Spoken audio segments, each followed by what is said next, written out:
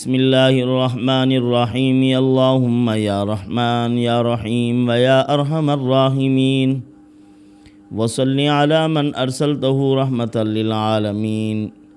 نہایت ہی واجب الاحترام بزرگان محترم، برادران عزیز، آج کا ایک خاص عمل ہے جو اس شخص کے لیے ہے جس کی اپنی بیوی کے ساتھ انبن ہو رہی ہو، گھر کے معاملات پریشان کن ہوں یا روزگار حاصل نہ ہو رہا ہو۔ اگر روزگار مل بھی گیا ہے تو کچھ دن کے بعد ختم ہو گیا، ایک ملازمت ملی، جاب ملی، اس سے معطل کر دیا گیا ہے۔ اب اس شخص کو اپنے عہدے پر بحال ہونے کے لیے، اپنی گھر کی فضا کو اپنے موافق بنانے کے لیے، گھریلو محبت کے لیے بھی اور ترقی روزگار کے لیے بھی یہ عمل پیش کیا جا رہا ہے۔ جب اللہ رب العزت کی طرف ہم انابت اور رجوع کرتے ہیں اپنے ان خاص مقاصد کے لیے، تو پروردگار عالم ان مقاصد کو حل بھی کرتے ہیں اور اسباب بھی خود تجویز کرتے ہیں۔ انسان کے اندر اپنے مسائل کو حل کرنے کی جو دل میں تڑپ اور طلب پیدا ہوتی ہے اور پھر اللہ کی طرف رجوع کرتا ہے، اللہ عز و جل اپنی ذات کی طرف سے اس کے اسباب بناتے ہیں۔ اپنی ہی جناب سے اس کے لیے ایسے ایسے اسباب بنیں گے، اس کے زندگی کے الجھے ہوئے معاملات بھی آسان ہو جائیں گے۔ وہ کل تک جو گھر کی فضا ایسی تھی کہ جھگڑا ہی جھگڑا ہے، آتے جاؤ مصیبتیں کھڑی ہیں، اللہ رب العزت اس کو شیرینی میں تبدیل کر دیں گے، مٹھاس میں تبدیل کر دیں گے۔ اسی طرح اگر ترقی روزگار کے مواقع بند ہو چکے ہیں تو تب بھی اللہ رب العزت اسباب پیدا کریں گے، راستے بنائیں گے۔ کسی شخص کے لیے بھی اللہ رب العزت جب فیصلہ کرتے ہیں دین عطا کرنے کا یا دنیا عطا کرنے کا، پھر اس کے اسباب بھی خود تجویز فرماتے ہیں، اور غیبی مردوں کے ذریعے سے اللہ عز و جل اس کو راہ راست کی تعیین بھی کرا دیتے ہیں۔ حضرت شیخ عثمان سیرفینی رحمۃ اللہ علیہ رات کو اپنے مکان کی چھت پر سوئے ہوئے تھے، دل میں تڑپ اور طلب بہت تھی کہ میں اللہ کو پالوں، اپنے دل میں اللہ کی یاد کو بسا لوں، اس عظیم ذات کے ساتھ اپنا تعلق قائم کروں۔ رات کو سو رہے ہیں، اسی دوران یعنی آنکھیں بند نہیں، جاگ رہے ہیں لیکن پڑے ہوئے ہیں، اپنے مکان کی چھت پر لیٹے ہوئے ہیں۔ 5 کبوتر گزرے، ایک کبوتر گزرا، اس نے کہا پاک ہے وہ ذات، اقدس و اطہر ہے وہ ذات جس کے پاس ہر قسم کے خزانے ہیں، دنیا کے، دین کے، اور اسی طرح اتنے بڑے بڑے خزانے ہیں جو ہمارے وہم و گمان میں نہیں ہیں۔ تو پھر دوسرا وہاں سے کبوتر گزرا جس نے کہا کہ اقدس و اطہر ہے وہ ذات، پاک اور مقدس ہے وہ ذات جس نے اپنی مخلوق پر کرم کیا ہے، انبیاء علیہم السلام کو بھیج کر ان کی رہنمائی کی ہے اور ان کو جہنم کی آگ سے بچنے کے راستے مہیا کیے ہیں۔ تیسرا کبوتر گزرا، اس نے کہا کہ اقدس و اطہر ہے وہ ذات جس نے اپنی بے شمار مخلوقات پیدا فرمائی ہیں، ان بے شمار مخلوقات میں سے عزت سے انسان کو نوازا ہے اور ہدایت سے بھی انسان کو نوازا ہے۔ انبیاء کی تشکیل فرمائی تو انسان اور جنات کی طرف، جنات کو بھی اللہ نے مکلف بنایا ہے اسلامی احکامات کا اور شریعت کا۔ اور چوتھا کبوتر گزرا، اس نے کہا کہ پاک ہے وہ ذات، اقدس و اطہر ہے وہ ذات جس نے حق بنایا ہے اور حق اسی کو قرار دیا ہے جو اس نے خود کہا اور اس کے رسولوں نے کہا ہے، وہی سچ ہے، باقی جو کہہ رہے ہیں وہ جھوٹ اور باطل ہے۔ 5واں کبوتر گزرا، اس نے کہا کیا انتظار کر رہے ہو؟ چلو اس رب عظیم کی طرف، اٹھو اس عظیم ذات کی طرف جو اپنے بندوں کو نعمتوں سے نواز رہا ہے، اس کی نعمتوں کو حاصل کر لو۔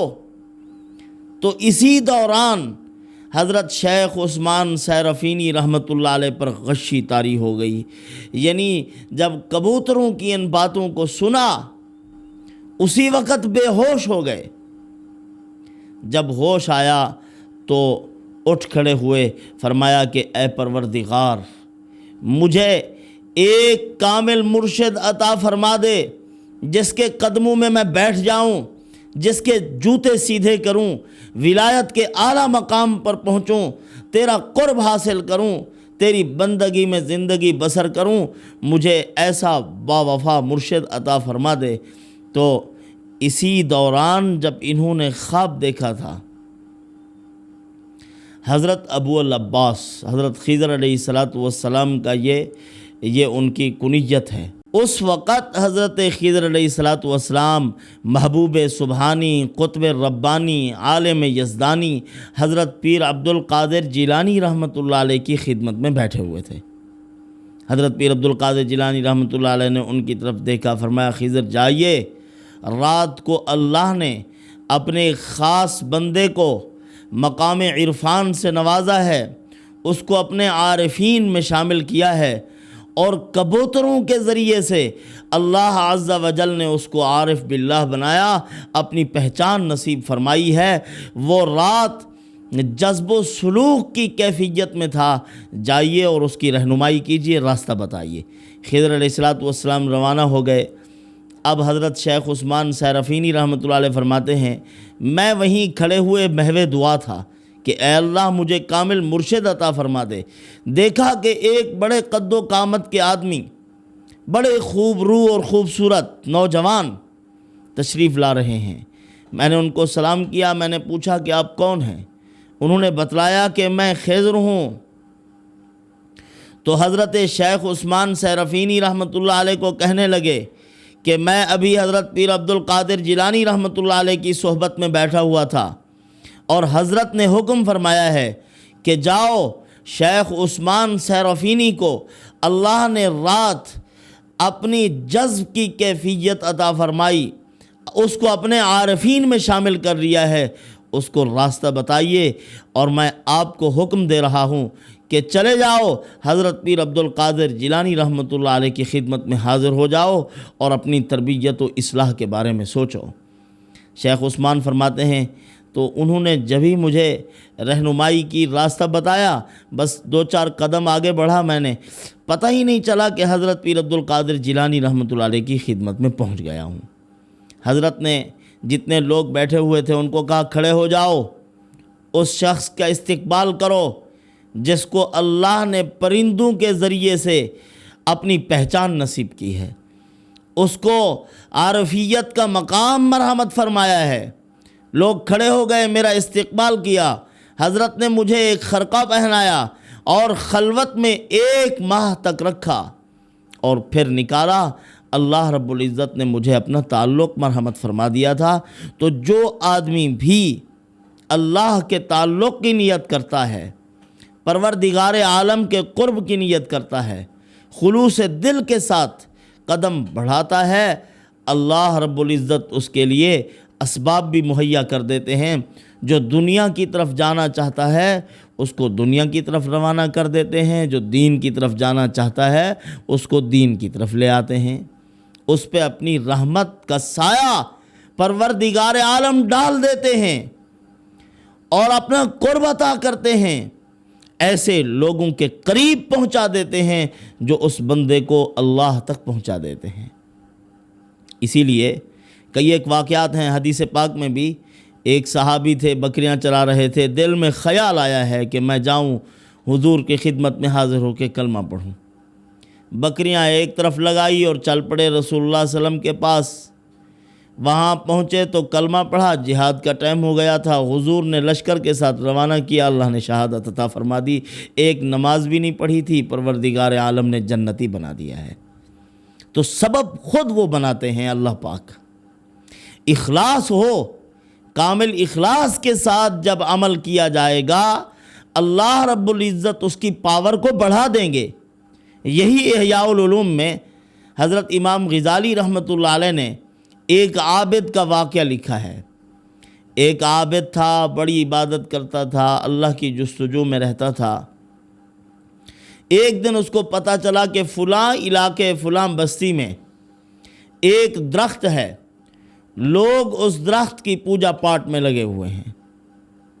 اب وہ روانہ ہوا، کلہاڑا اپنے کندھے پر رکھا، چل پڑا کہ آج جاتا ہوں اس درخت کو جڑ سے کاٹ ڈالوں گا جس درخت کو لوگ سجدہ کرتے ہیں، اللہ کو چھوڑ کر اس کی عبادت میں لگے ہوئے ہیں۔ روانہ ہو گئے، راستے میں شیطان مل گیا۔ اس کا جناب والا کہاں جا رہے ہو؟ فرمایا جا رہا ہوں فلاں درخت کے بارے میں نے سنا ہے، لوگ اس کو مؤثر سمجھتے ہیں اور اس کی عبادت میں لگے ہوئے ہیں، آج میں اس درخت کو کاٹوں گا۔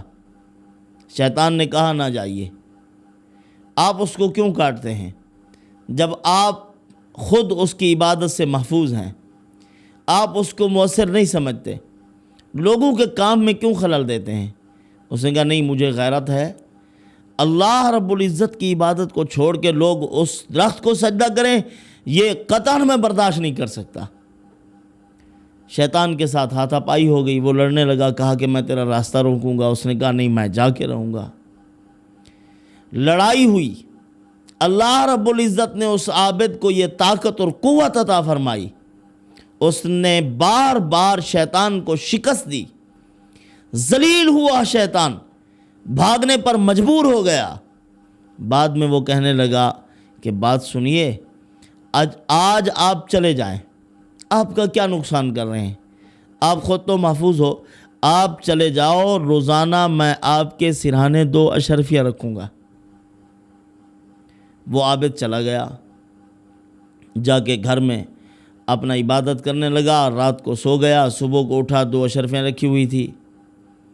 دوسرے دن پھر ایسے ہوا، تیسرے دن پھر ایسے، روز اس کو 2 اشرفیاں ملنے لگی، پھر بند ہو گئے۔ 2-3 دن جب پیسے بند ہوئے، اس نے پھر کلہاڑا کندھے پر رکھ کر چل پڑا۔ آگے شیطان مل گیا، کہاں جا رہے ہو جناب؟ اس درخت کو کاٹنے کے لیے جا رہا ہوں، لوگ اس کی عبادت میں مصروف ہیں۔ اس نے کہا نہیں جانے دیا جائے گا آپ کو۔ عابد نے کہا میں جا کے رہوں گا۔ لڑائی ہو گئی، عابد کو شیطان نے بچھاڑ ڈالا، شکست ہو گئی۔ اس نے کہا کہ کل تو میں اس پر غالب تھا، آج میں اس سے مغلوب کیوں ہو گیا ہوں؟ شیطان نے کہا کل تو جا رہا تھا اللہ کی رضا کے لیے، اور آج تیرے پیسے بند ہوئے ہیں تو جا رہا ہے، تیری نیت میں خلل ہے۔ جب اخلاص نہیں تھا تو اثر ختم ہو گیا۔ اسی لیے یہ بڑے بڑے جو مولوی ہیں، عامل قسم کے لوگ، بڑے بڑے عالم مولوی اللہ والے لوگ ہیں، وہ تو اس کو کوئی ایسا کام ہی نہیں سمجھتے، اتنی اہمیت نہیں دیتے، بس وہ اللہ تعالیٰ سے ہاتھ اٹھا کے دعا مانگ لیں تو اللہ پاک قبول کر لیتے ہیں۔ یہ جو پیسے لیتے ہیں لوگوں سے، اتنے بھیج دو آپ کا کام ہو جائے گا، فیس دے دو، یہ کر دو وہ کر دو، یاد رکھیے جب یہ آدمی پیسے پر آتا ہے تو اخلاص ختم، جب اخلاص ختم تو ان کی زبان کے اثرات ختم۔ اللہ پاک اپنے کلمات کی تاثیر کو چھین لیتے ہیں۔ اگرچہ جائز ہے، ایک آدمی مستقل اسی کو شعبہ بنائے ہوئے ہے، وہ اجرت لے سکتا ہے جھاڑ پھونک کی، لیکن بھاری بھاری رقم لینا یہ ناجائز ہے، حرام ہے۔ ایک آدمی ہے، لینے کی گنجائش ہے، کوئی دینا چاہتا ہے تو لے لے، تو یہ نہیں ہے کہ خود بتائے کہ اتنی فیس ہوگی، یہ ہوگا وہ ہوگا، اس کو بزنس بنانا جائز نہیں ہے۔ تو اخلاص ختم ہو جاتا ہے، اثرات ختم ہو جاتے ہیں۔ تو بہرحال آج جو عمل پیش کیا جا رہا ہے یہ صورت یوسف کا عمل ہے، ترقی روزگار کا عمل، محبت زوجین کا عمل، میاں بیوی کے درمیان محبت ہو جائے، چڑچڑاپن ختم ہو جائے، اور اللہ پاک رزق میں بھی برکت عطا فرما دیں۔ اور ہوتا ایسے ہے جب گھر میں جھونک نوک چلتی ہے تو برکت ختم ہو جاتی ہے، ہر وقت اختلاف، کوئی نہ کوئی بات چل رہی ہے، جھگڑا فساد چل رہا ہے، تو پھر برکت نہیں رہتی ایسے گھر میں۔ اسی لیے احتیاط کی جائے، جھگڑوں سے بچا جائے۔ اللہ کی رحمت کے فرشتے نہیں اترتے وہاں، نہ برکت ہوتی ہے نہ رزق۔ تو انسان رزق سے محروم کر دیا جاتا ہے گناہوں کی وجہ سے۔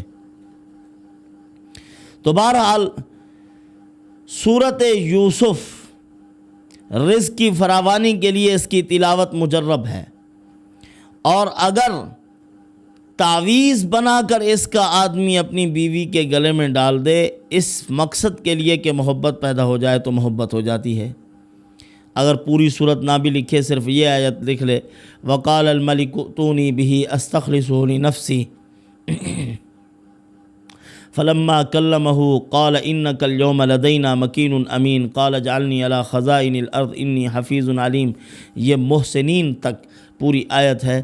اس کو لکھ کر گلے میں ڈال دے یا اس کو پڑھتا رہے، اللہ رب العزت روزگار میں بھی برکت عطا فرما دیں گے اور محبت بھی عطا فرما دیں گے۔ اسی طرح اگر روزگار سے معطل ہو گیا ہے، کوئی عہدہ تھا، منصب تھا، ذمہ داری تھی، وہ ختم ہو گئی، اب روزگار سے معطل ہو گیا ہے، اب اس کو چاہیے کہ مہینے کے اول جمعرات اور جمعہ کو، جو پہلی جمعرات اور جمعہ آئے، اور روزہ رکھے۔ افطار کے وقت اس صورت مبارکہ کو پڑھے، روزہ افطار کرے، مغرب کی نماز کے بعد ایک مرتبہ پڑھ لے، پھر عشاء کی نماز کے بعد ایک مرتبہ پڑھ لے، پھر اس آیت مبارکہ کا ورد کرتے کرتے سو جائے۔ وقال الملک ائتونی بہ استخلصہ لنفسی فلما کلمہ قال انک اليوم لدینا مکین امین۔